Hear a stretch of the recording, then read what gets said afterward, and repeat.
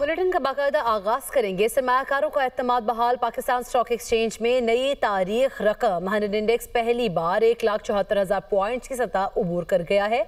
100 index में 1,479 points का इजाफा हुआ। 100 इंडेक्स 1,73,880 पॉइंट्स पर ट्रेड कर रहा है। इसी पर बात करेंगे।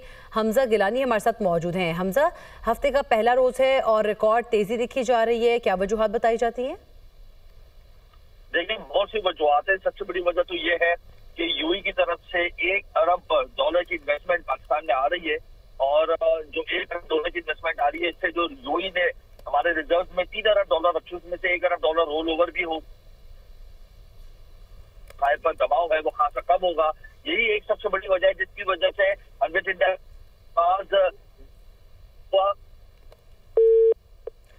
हमजा गिलानी हमारे साथ मौजूद थे और आगाह कर रहे थे 100 इंडेक्स की रिकॉर्ड कामयाबी के हवाले से। बहुत शुक्रिया हमजा, आपने हमें आगाह किया।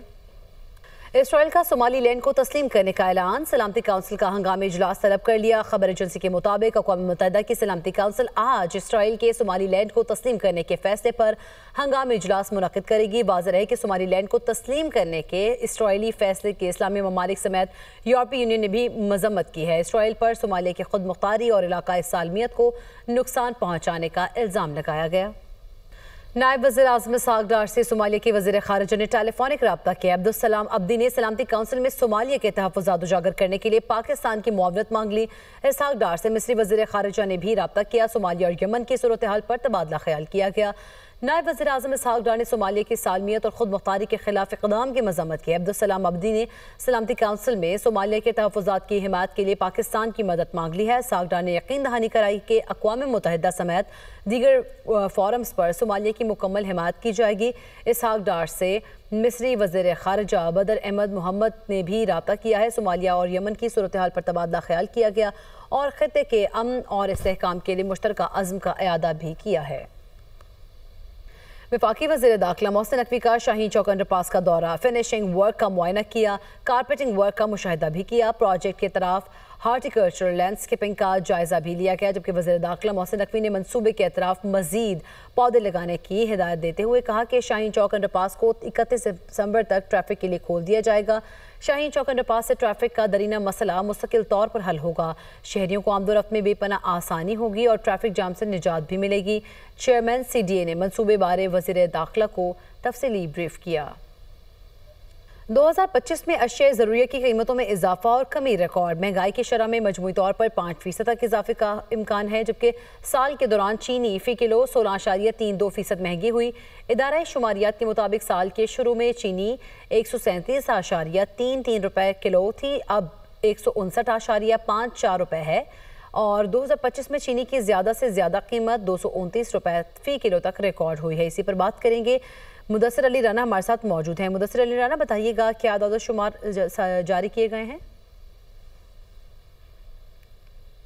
जी, जो गुजरता हुआ साल 2025 है, इसके दौरान अशिया ज़रूरिया की कीमतों में उतार चढ़ाव रहा है और इदारे शुमारियात की जानिब से जो रिपोर्ट्स तैयार की गई हैं, जो दस्तावेज़ हैं, उसमें बताया गया है कि रवां माली साल के दौरान रवां साल 2025 के दौरान मजमूई तौर पर 5% से ज़ायद तक महंगाई बढ़ने की शरह रिकॉर्ड की गई है, जो कि गुज़श्ता तकरीबन 6 सालों की कम तरीन सतह पर रिकॉर्ड की गई है।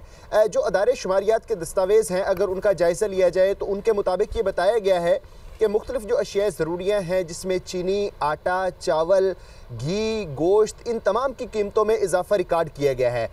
दस्तावेज़ के मुताबिक ये बताया गया है कि माली साल 2025 के दौरान चीनी की फ़ी किलो कीमत हाईएस्ट जो है वो रिकॉर्ड की गई है और फ़ी किलो कीमत तकरीबन 229 रुपये तक की सतह पर पहुंच चुकी थी। लेकिन अब दोबारा चीनी की कीमतें रिवाइज हुई हैं और फ़ी किलो चीनी की कीमत 160 रुपये तक मार्केट में मैक्सिमम कीमत पर दस्तियाब है।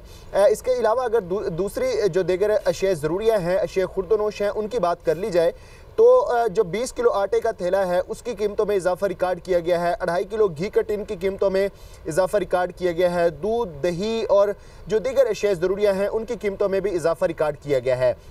2025 का जब आगाज़ हुआ तो आटे का 20 किलो का जो थैला है वो तकरीबन 1790 रुपये से लेकर 1800 रुपये तक में दस्तियाब था। लेकिन अब जब 2025 का इख्तिताम हो रहा है तो 20 किलो आटे की थैले की कीमत तकरीबन 2200 रुपए तक पहुंच चुकी है। इसी तरह 2.5 किलो घी का टिन भी तकरीबन जो 1400 और 65 रुपए का था वो 2025 के इख्तिताम तक 1535 रुपए तक पहुंच चुका है। जो रिकॉर्ड की गई 2025 में, उनके मुतालिक आप आगाह कर रहे थे मुदस्सिर, आपका शुक्रिया। लाहौर में धुंध के डेरे बरकरार हैं। मौसम का हाल बताने वालों के मुताबिक मगरबी हवाएं आज से मुल्क में दाखिल होंगी। कल से 2 जनवरी तक लाहौर समेत मुल्क के मुख्तलिफ हिस्सों में बादल बरसेंगे। मजीद जानेंगे, दुनिया न्यूज़ की नुमाइंदा सामिया सिद्ध हमारे साथ मौजूद हैं। सामिया, बताइएगा महकमा मौसमियात की जानिब से मजीद क्या पेश गोई की गई है? जी बिल्कुल, अगर बात की जाए सूबाई दारुल हुकूमत के मौसम के हवाले से तो शहर लाहौर में धुंध का राज बरकरार है। लाहौर समेत पंजाब के मैदानी इलाके शदीद धुंध की लपेट में आ गए हैं। अलबत्ता हद निगाह जो है वो 0 से 30 मीटर तक रिकॉर्ड की जा रही है और ये बताया जा रहा है कि मोटरवेज भी जो है वो मुख्तलिफ मकामात से बंद है। अलबत्ता फ़्लाइट ऑपरेशन भी जो है वो शदीद मुतासर होता हुआ दिखाई दे रहा है। बैरूने और अंदरूने मुल्क आने जाने वाली जो परवाज़ें हैं वो भी मुतासर हो रही हैं। तकरीबन 28 परवाज़ें जो हैं वो आज मुतासर हो चुकी हैं। तहम मुसाफिर जो है वो एयरपोर्ट पर मौजूद हैं और जो है वो फ्लाइट की रवानगी के लिए एयरपोर्ट पर ही ठहर गए हैं। अलबत्ता निज़ाम ज़िंदगी भी धुंध के बायस दरहम बरहम होता हुआ दिखाई दे रहा है क्योंकि ट्रैफिक की रवानी भी शदीद सुस्त हो गई है।